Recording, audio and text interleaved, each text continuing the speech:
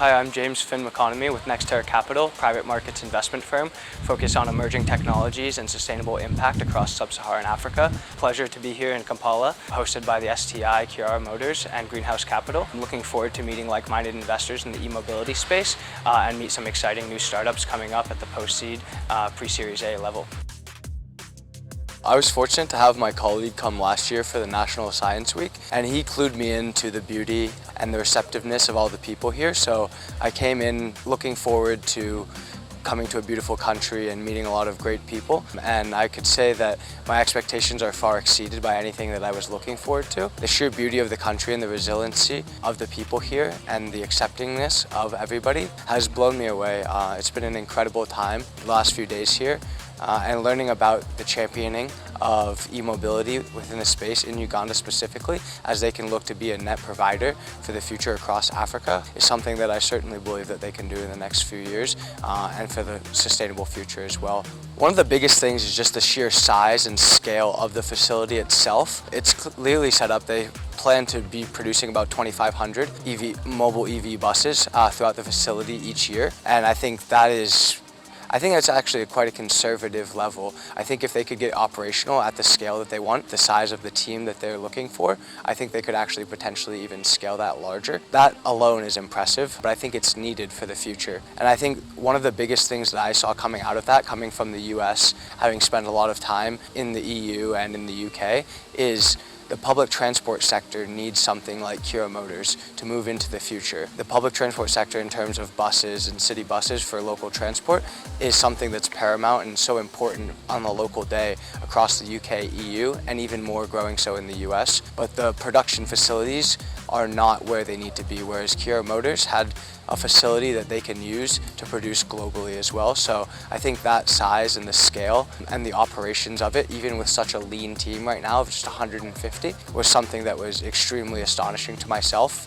and I thought the entire experience was very beautiful. The regards from the CEO was amazing, and I think that they are definitely poised to be a market leader in this field as well as they move forward. I think the biggest thing in my mind, it's always going to be reducing the carbon footprint. So companies like GoGo and companies like Zembo that we saw that are able to reduce the footprint each day, how they've narrowed it down to actually getting the carbon credits per day, per use, for each specific boda. I think GoGo had 2.5 and Zembo is about the 1.5, so the metrics are different, but I think the way that they analyze the specific data is extremely important for the future as they look to gain incentives from tax credits and carbon credits as they look to scale throughout the global environment. I think this is specifically big in the US. There's an astonishing amount of funding going into tax credits for carbon neutral companies. So I think as they look to scale, this tracking is extremely important for companies like Zembo and GoGo as well too.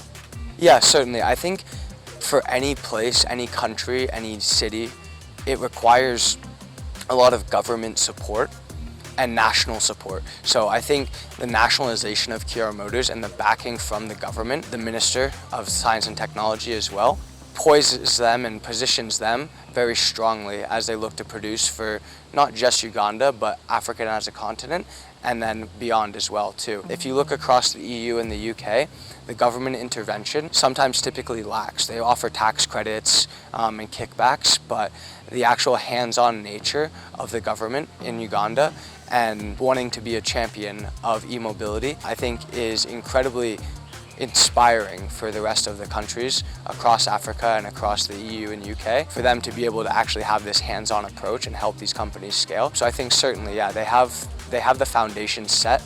I think it will just come down to execution and distribution of product, which hopefully that the investor base that we brought here can support these companies as they look to move into the future as well. Could not be more thankful for the organizers across Greenhouse Capital, Kiara Motors, and the Minister of Science and Technology and Innovation for hosting us here. I think everybody, I speak for everybody at this moment, that came, I think we all had an amazing time here. And I think the fact that we saw so much innovation and so much resiliency through all these companies being very capital efficient, being able to grow, is incredible for us, and I think it's bringing a lot of attention that's much needed to the specific space and to Uganda as a whole. So I'm looking forward to be coming back hopefully in November, if not the following year as well too, and subsequent visits as well as we look to expand our investment portfolio within the region.